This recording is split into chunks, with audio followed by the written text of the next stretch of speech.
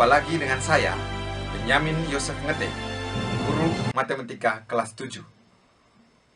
Pada video kali ini, saya akan membawakan materi berkaitan dengan operasi perkalian dan pembagian dua bilangan bulat serta pecahan. Untuk memudahkan kita dalam pembelajaran kali ini, saya harapkan anak-anak memiliki buku siswa Matematika kelas 7 revisi 2016 kurikulum 2013. Jika kalian tidak memiliki buku, silakan mendownload atau mengcopy buku matematika yang diperoleh dari sekolah. Di materi pertemuan kedua ini, kita akan membahas berkaitan dengan perkalian dan pembagian dua bilangan bulat serta mengenal pecahan, di mana pecahan terdiri dari pecahan biasa, pecahan campuran, desimal, dan persen. Kompetensi dasar yang akan kita pelajari, di mana KD pengetahuannya, yakni KD 3.2, menjelaskan dan melakukan operasi hitung bilangan bulat dan pecahan dengan memanfaatkan berbagai sifat operasi. Sedangkan KD keterampilannya, KD 4.2, menyelesaikan masalah yang berkaitan dengan operasi hitung bilangan bulat dan pecahan. Adapun tujuan pembelajarannya, yakni yang pertama, kalian diharapkan mampu untuk mengetahui operasi hitung perkalian dan pembagian dua bilangan bulat. Yang kedua, kalian diharapkan untuk mampu mengetahui operasi hitung, penjumlahan, pengurangan, perkalian, dan pembagian bilangan bulat. Yang ketiga, kalian mampu untuk menyelesaikan masalah yang berkaitan dengan operasi hitung bilangan bulat. Dan yang keempat, kalian mampu untuk menentukan urutan terkecil sampai terbesar bilangan pecahan, yakni pecahan biasa, pecahan campuran, pecahan desimal, dan persen yang diberikan. Perhatikan gambar, di mana gambar pertama dan kedua adalah gambar ketika kalian ke pasar untuk membelanjakan kebutuhan dapur dan perlengkapan tulis-menulis untuk sekolah. Anak-anak pasti diharuskan untuk mengetahui berapa harga per barang, berapa jumlah barang yang akan dibeli, serta berapa uang sisa dari total uang yang dibawa dari rumah. Hal-hal ini sudah sering kalian lakukan. Inilah proses, dan kalian pasti mengerti tentang operasi hitung, yaitu penjumlahan, pengurangan, perkalian, dan pembagian. Baiklah anak-anak, sekarang mari kita mulai pembelajaran kita dengan melihat buku halaman 22 sampai 31. Perhatikan di buku halaman 22 sampai 24. Di situ menjelaskan tentang operasi perkalian dua bilangan bulat, di mana perkalian memiliki tiga sifat, yakni sifat komutatif atau pertukaran, sifat asosiatif atau pengumpulan, dan sifat distributif atau penyebaran. Untuk meyakinkan anak-anak tentang tiga sifat di atas, silakan anak-anak mengisi tabel-tabel yang ada di dalam buku, yakni tabel 1.2 sampai 1.4. Di mana saya contohkan ya anak-anak, kita lihat tabel 1.2. Di situ ada bilangan A, B, dan C. di mana kolom berikutnya A kali B. Artinya 1 kali 5 sama dengan 5.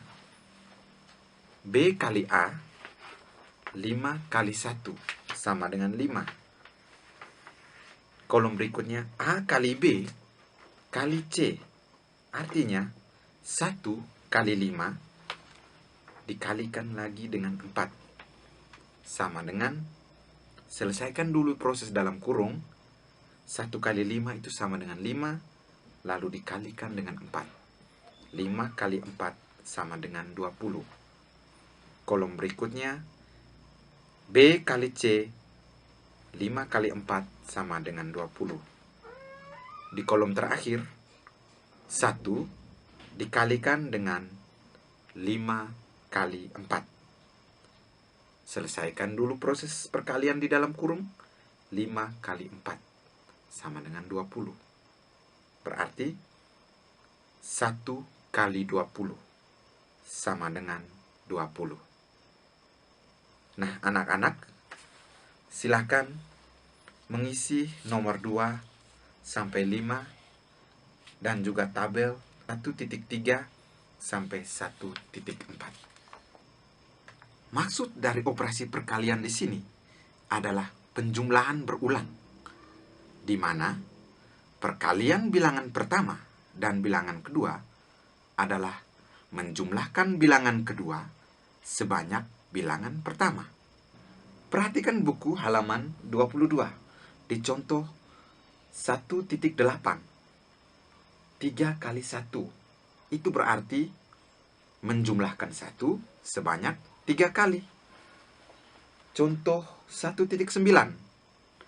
5 kali 6 artinya menjumlahkan 6 sebanyak 5 kali. Di halaman 24, 6 kali negatif 2 artinya menjumlahkan negatif 2 sebanyak 6 kali. Nah, sekarang coba kita amati perkalian berikut. Min 3 kali 5. Apakah itu berarti menjumlahkan 5 sebanyak negatif 3 kali? Baiklah anak-anak, tadi sudah dijelaskan tentang sifat perkalian, yaitu sifat pertama, sifat komutatif atau pertukaran, di mana negatif 3 kali 5 sama artinya dengan 5 dikali dengan negatif 3. Yang berarti menjumlahkan negatif 3 sebanyak 5 kali.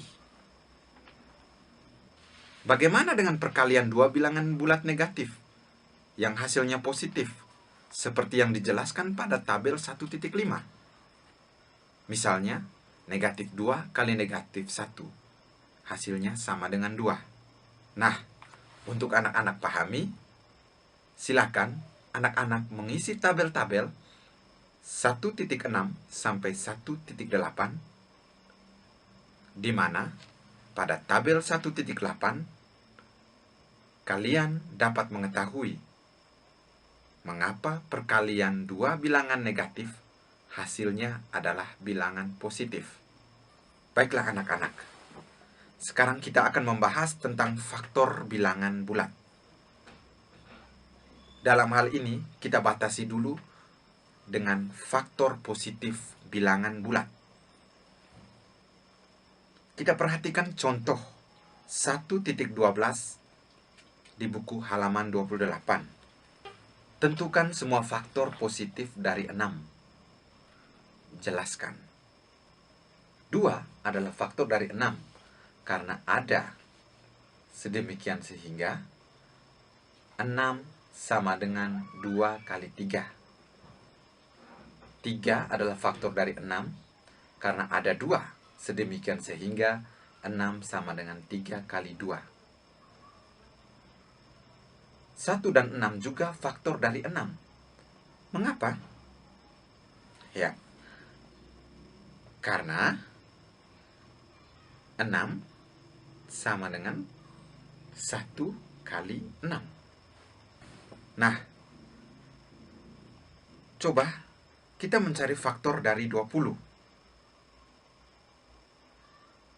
Untuk mengetahui faktor dari 20,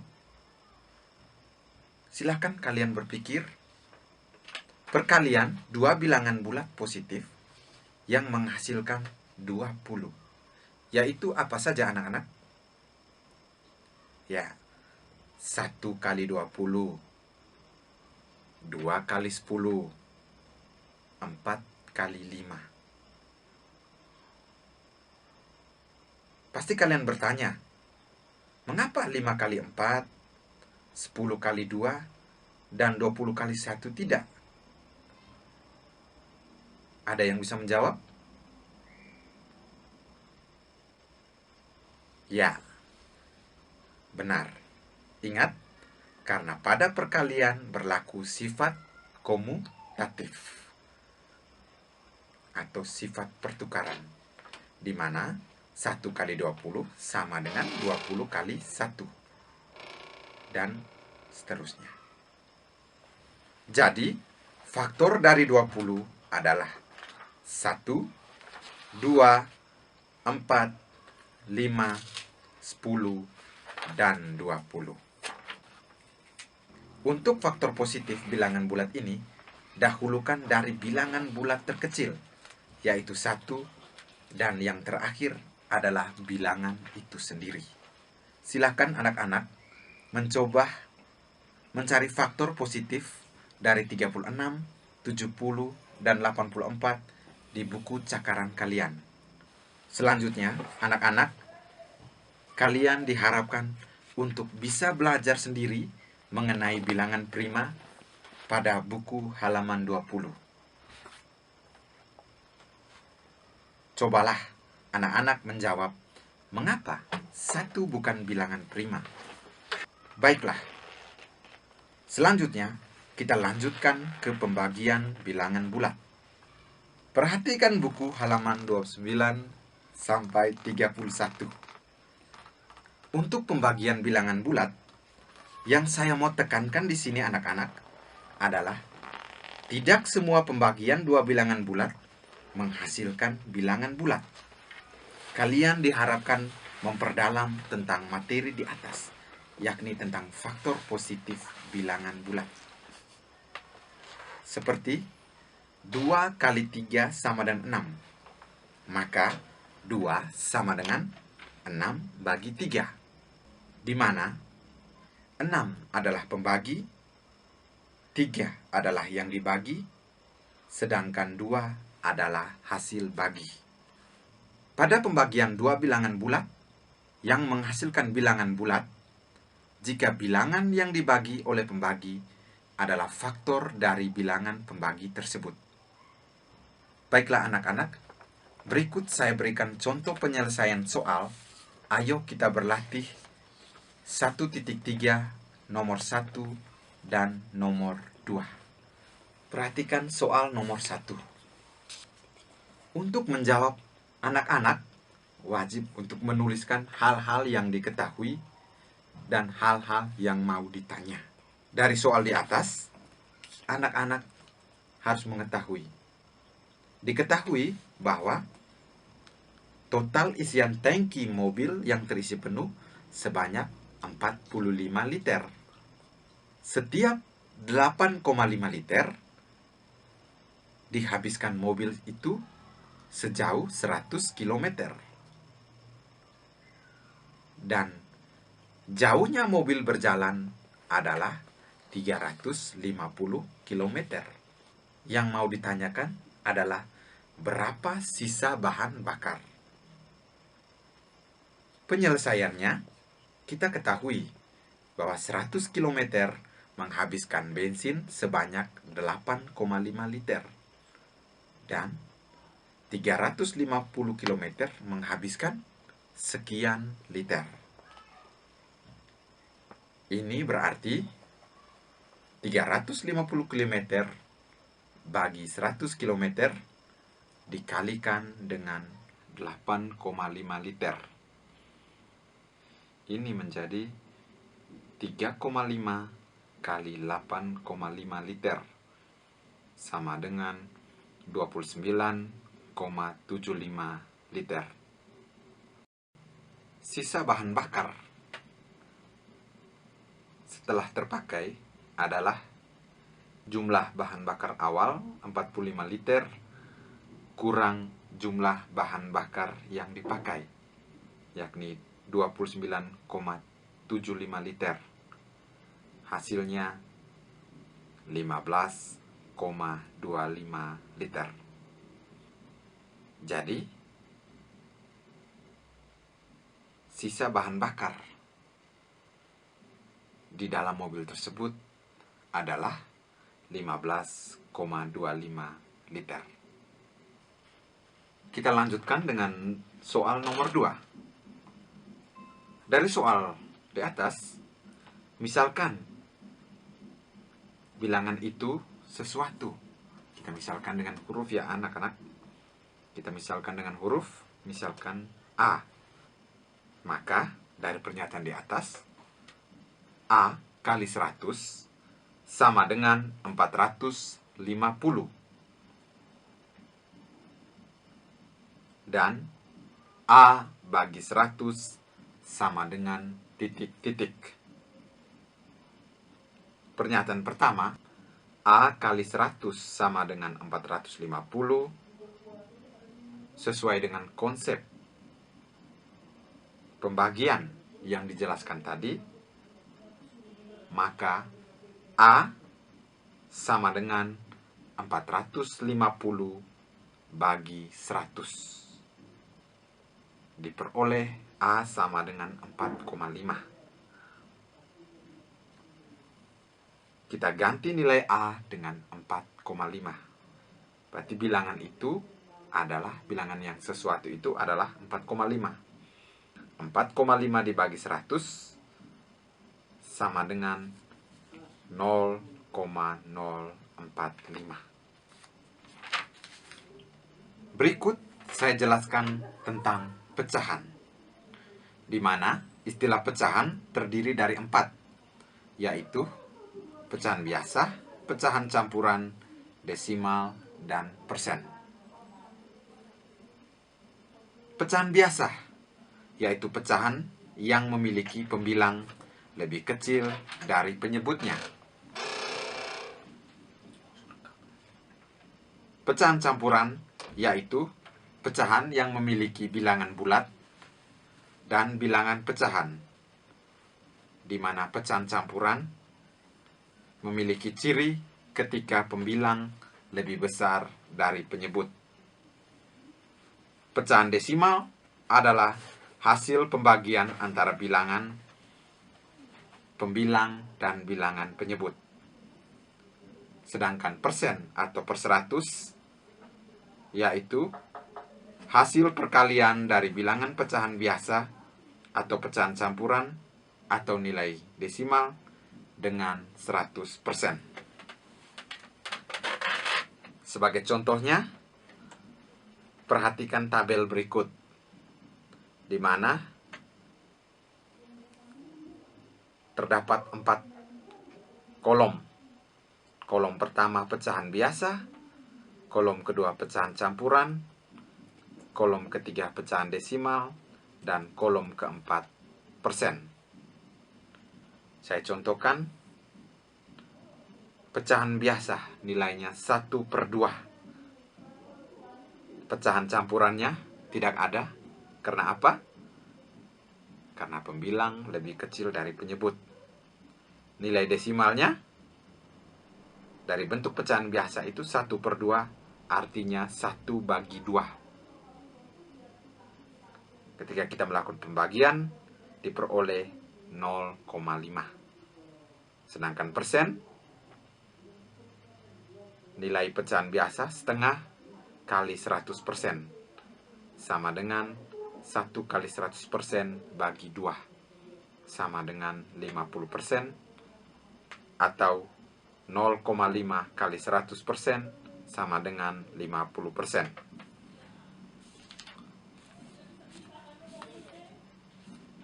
Saya contohkan 2/5.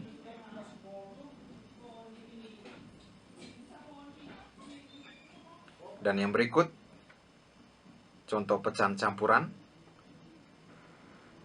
1/1/3, di mana pecahannya adalah 4/3. Nilai desimalnya 4/3 sama dengan 1,33. Pembulatan 2 angka di belakang koma. Persennya 4/3 kali 100% sama dengan 4 kali 100 bagi 3, diperoleh 133,33%,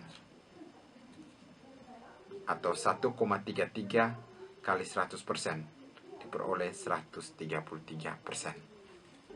Dalam hal ini,